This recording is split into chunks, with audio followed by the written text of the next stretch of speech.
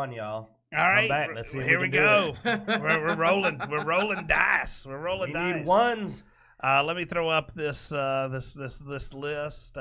We did change out number 7.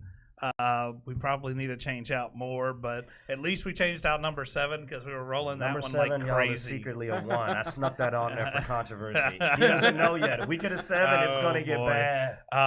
So anyway, let's get Q here to. Let him start off. We got to build up to the 1. Well, you were itching over there, so I was sort of. I only rolled a 1 when y'all rolled first. Okay.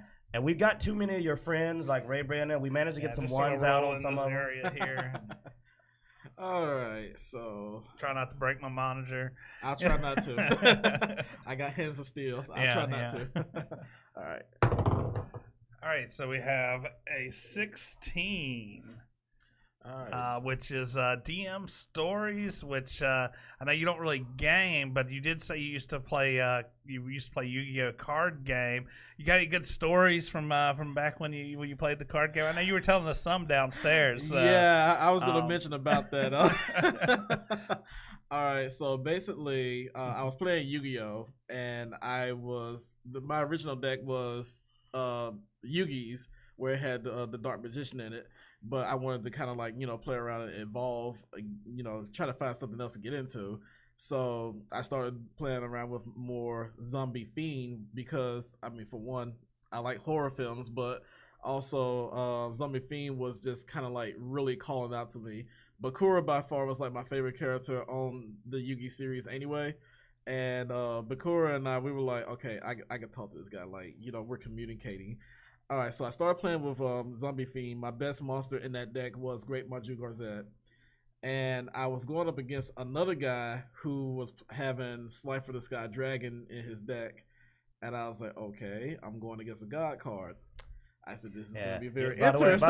By the way, God cards were outlawed almost immediately after being released. So you could have totally been like, you can't use that card. Wow. Hey, it was at my brother's house, so we were like, okay, yeah, we'll let that slide. Tournament rules ban a lot of stuff, but house play, it's street rules, man.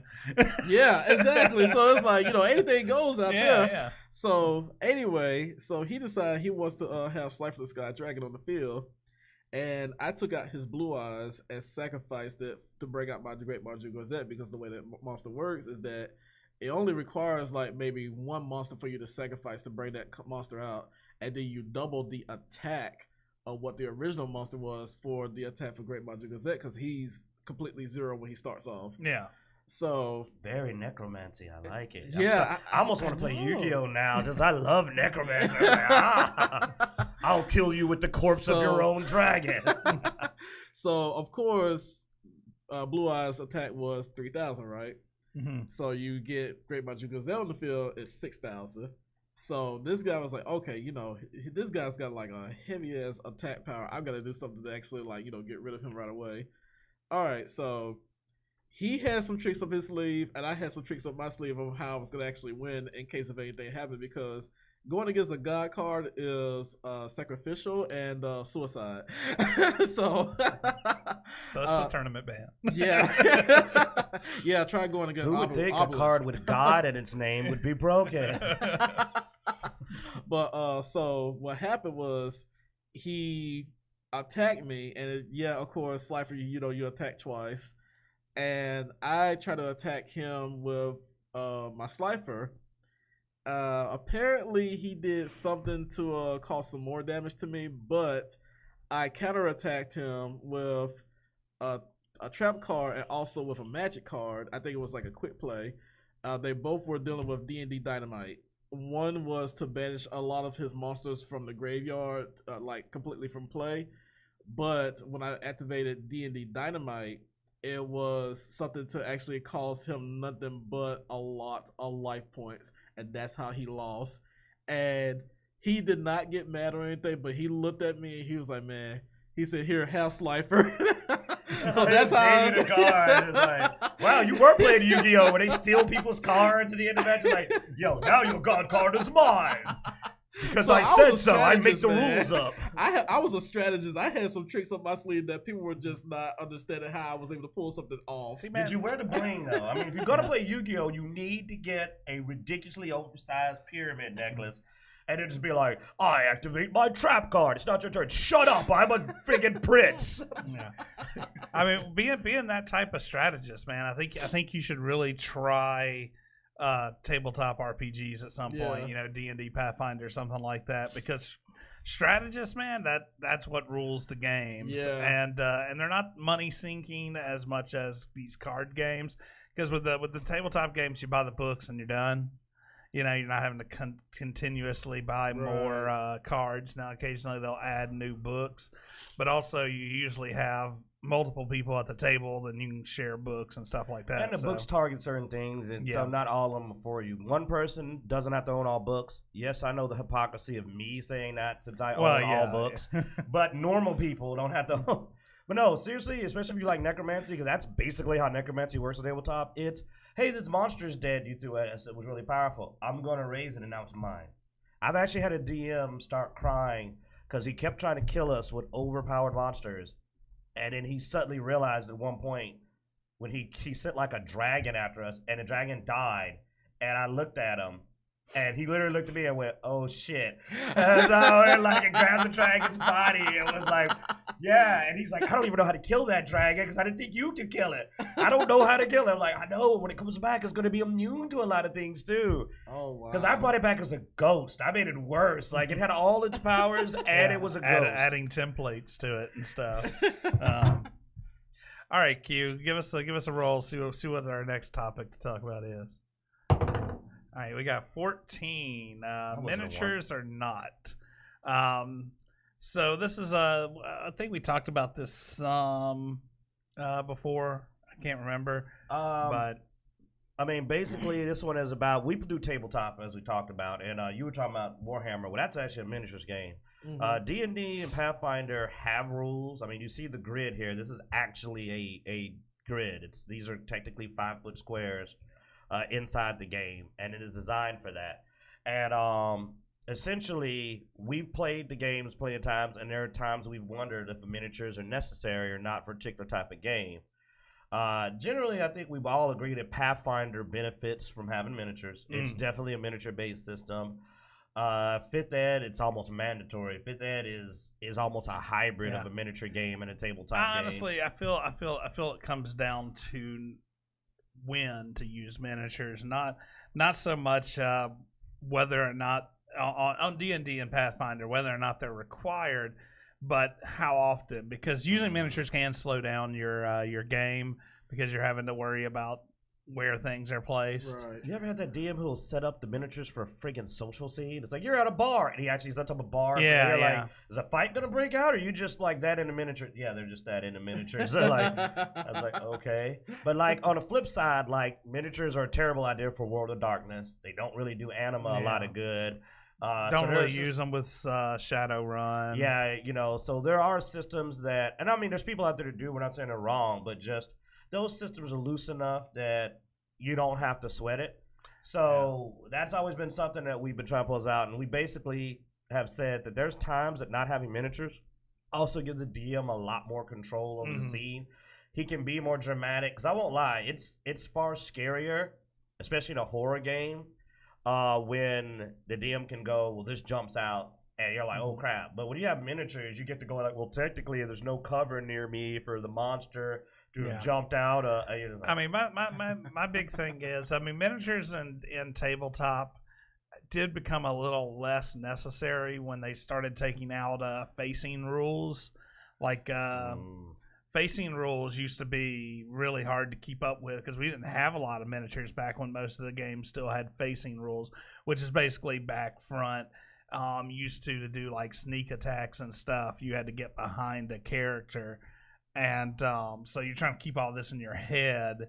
It became a little difficult. But now there's more if you do that stuff out of stealth, or you do that with flanking. And flanking's just having two characters on opposite ends of a creature. Basically, they now do the outnumbered rule. Most systems utilize the more people on you, the harder it is to defend yourself instead of just raw facing. And I get it just because it's not hard to turn around when somebody walks up to you. If it's one person, you're not going to leave your back to them for 6, 12, 18 seconds. I mean, with the you're rogue, going to immediately turn around. With the rogue, usually that backstab happened once. And, of course, back in the facing rules, 2 rogues had a lot less hit points. Yeah. So if they didn't kill somebody with that backstab, and it turned around and smushed them, it was you were a blood puddle. The rogue was up there with the wizard and cleric for competition for most targeted. Because here's what happens. You're a big fighter. You get stabbed in the back by a rogue. You're like, ouch. Then you murder a rogue.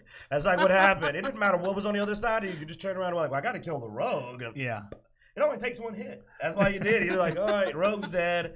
And that's why I was always amazed by people who got into melee with a rogue. I was a poison rogue. I was an a-hole. I was just like, I've had poison caltrops, poison healing potions. Oh, wow. I loved poisoning healing potions.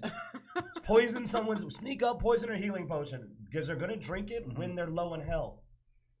That's the perfect. Oh no, I got 5 hit points left. I'm gonna drink this potion. Oh, it heals 1d8 and then inflicts 4d6. Yeah.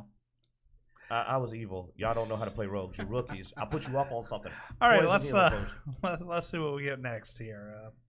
All right, 8, which are superheroes with villain potential. Man, we roll this one. Yeah, we roll this one a lot. I've been meaning to change it too because the more I think about this one, it's like honestly, every superhero has villain potential. Like there are very few times that you actually can read a thing and go, no, that has to be a superhero. You know. Well, it's a flaw. We could talk about it because it's a flaw of the oversaturation.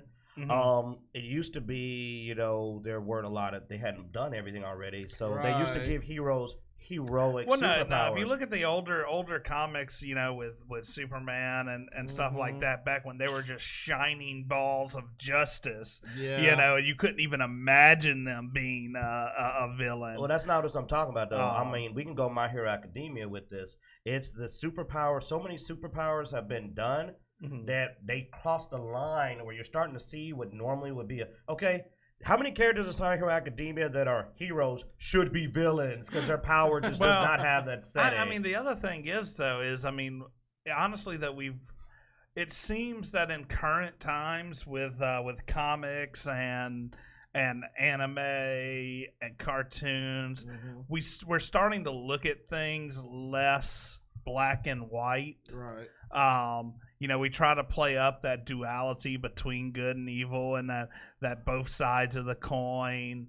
We're really starting to play up more, I guess, closer to reality in our cartoons and stuff like that, as everybody has that potential of being dark. Morality is perception. But to make it a little more on the the geek-centric side of it, power-wise, though, because that's originally what we were motivated on. Is for example, the young lady. I'm bad with names. Please forgive me, Tachi, especially because he's big on My Hero Academia. I know he's gonna get on me. Oh yeah. But the pink slug-looking girl that has acid power. Yeah. Like there's acid is a horrible thing to hit anyone with ever. So it's hard to go like you're a hero. It's like you're gonna have to work hard to not just be a monster with this power. And then let's see. And then like with one guy you talked about who's like, yeah, if you answer a question, I can control your mind. And even in the show, everybody said he'd make a great villain. Yeah. Like in the show, everybody's like, man, he'd make a good villain. Oh yeah. And he's like, I don't want to be a villain. I want to be a hero. They're like, but your power's nightmare fuel. Like you control minds against people's will and really easily. So that's why this subject we're gonna have to pull it because it's got to. But the reason why is because it's a show about superpowers. They ran out of good aligned stuff. They're like, we've done super strength, we've done this. What do we got now? How about acid? That's going to be a hero? Dude, we got a chick whose power is frog. We got a girl whose power is frog. And that's one of my favorite female characters, but you're running low on concepts when your power is frog. We're not even gonna talk about grape jelly hairball guy. The sticky stuff. So villain potential is starting. I mean, dude, and body horror, man. Oh God, I could make these weird protrusions into different. That guy is just Lovecraftian as heck.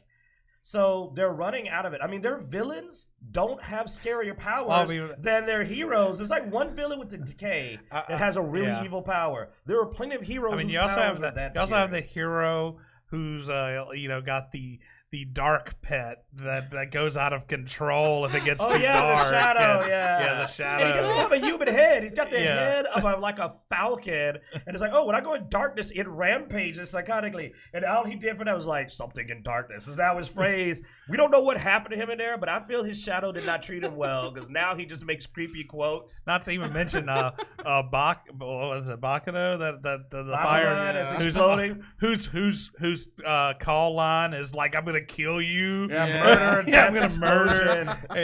But he wants to be a hero. I'm gonna kill you. At least his power can be used at different intensities, but acid is acid. Like when she was in a tournament, even the guy's like, acid. There's no way around that. Yeah. Like, I'll stop this robbery. Like, oh my God, it burns. I'm a hero. Do you surrender? I can see my internal organs. That'll teach you to shoplift. So it's got to the point now where they're starting to make heroes out of people that we don't have a subject anymore. They've just given up. Yeah. Like okay, Tokyo Ghoul tries to play all the ghouls aren't evil, they all eat humans. No, they eat dead humans. I'm like, oh, well, then it's okay. Yeah, I mean, it's like, what other way could you have it? Because I mean, they're ghouls, they're gonna have to eat flesh and blood. I mean, it's just the thing. So I mean, it's like, we've got to the point now where there is no longer apparently, well, I know there is, it's just people ignore the lines between good and evil powers. Mm-hmm. It's an evil power, but I use it for good. All right, so let's get our last topic. This one we're gonna get Google to roll for us. So, okay, Google, roll me a d20. Sure. For that, you might like Dungeon Master Dice. Want to give it a try? Yes. She doesn't want to deal with you anymore, man. I know.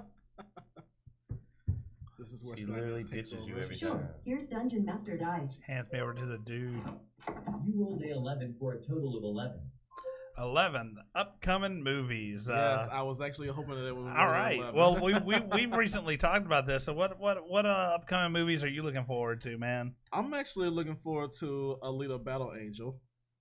Okay. Yeah. So it's like, I know everybody else. It's gonna be a live action, isn't it? Yeah, I know that everybody else has been talking about other movies, but I was like, kind of change it up a little bit, and I say Alita Battle Angel because I am a James Cameron fan. I'm also a Robert Rodriguez fan. Mm-hmm. But I watched the anime of Battle Angel Alita because in Japan it's called Battle Angel Alita instead of Alita Battle Angel. Mm-hmm. And it's like, you look at that trailer and you just see how beautifully done the CGI is for that character. And that's actually the first Hollywood live action film where you're going to see an anime character portrayed by a real person that's going to actually have anime eyes. Oh. Yeah. Oh, you've not seen it? It is no, nightmare fuel. Oh, come on, Kaz, man. I mean, I saw it and I was going they gave her the big eyes. Yeah. This looks so horrifying. It is beautiful. It is I know. It's horrifying in a good way because it's like, oh my God. Like if you watch a whole movie of that, you're not going to be able to unsee those eyes in your sleep. What is this called again? Alita. A-L-I-T-A. A-L-I-T-A. There you go. Angel. There we go. Trailer, yeah. And it doesn't matter which one you look at. You will see exactly what I mean when you actually see it because. So Fox is doing this. It really surprised me that they're actually taking that direction, and I was like, okay, because I mean I watched some anime based films that were done by Hollywood, and I mean so far I know a lot of people won't agree with me on this. But I did enjoy when they did Ghost in the Shell with Scarlett Johansson. The only reason why I enjoyed that one was because, they went through so much. I mean, even if they had to change up the story because of copyright issues, they went through so much with the whole CGI. They went through so much with actually coming up with a story for it to actually, draw in new audience, and that's something that a lot. Yeah, I love it. Like the eyes are big. Yeah, you see it now. Oh my. Yes. Okay, guys, if you're listening to the podcast, this is one of those times you need to go to YouTube. Yeah, and go type play the that trailer. in. She's like, when she opens her eyes, it is just like, oh god. It's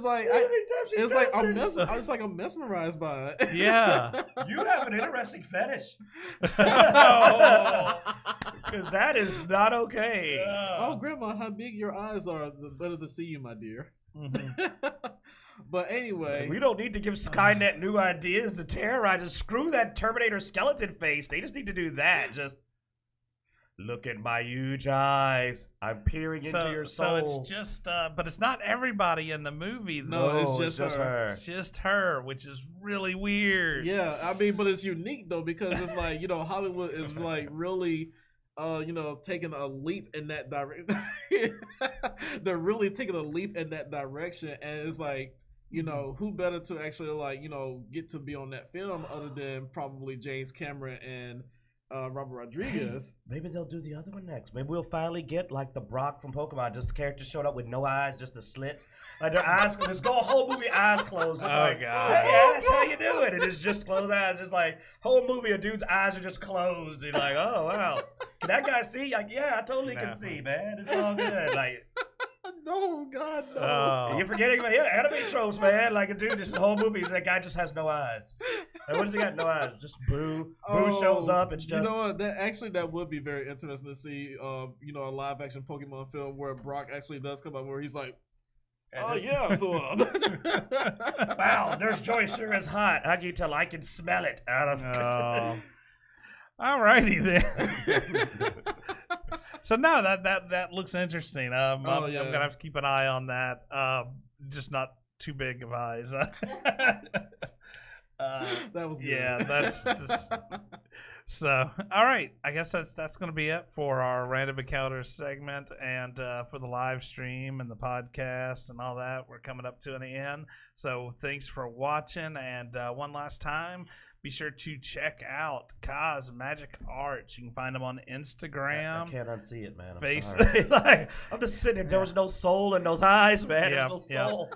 Trying to plug a dude here, man. Yeah, I'm good. Instagram, Facebook. He has a webpage, all that good stuff. And be sure, like I said, be sure to check him out.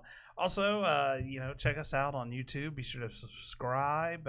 Come and like us on Facebook, all that good stuff. We also occasionally post stuff to Instagram, like, artists and cosplayers and stuff we see at cons. So check that out as well.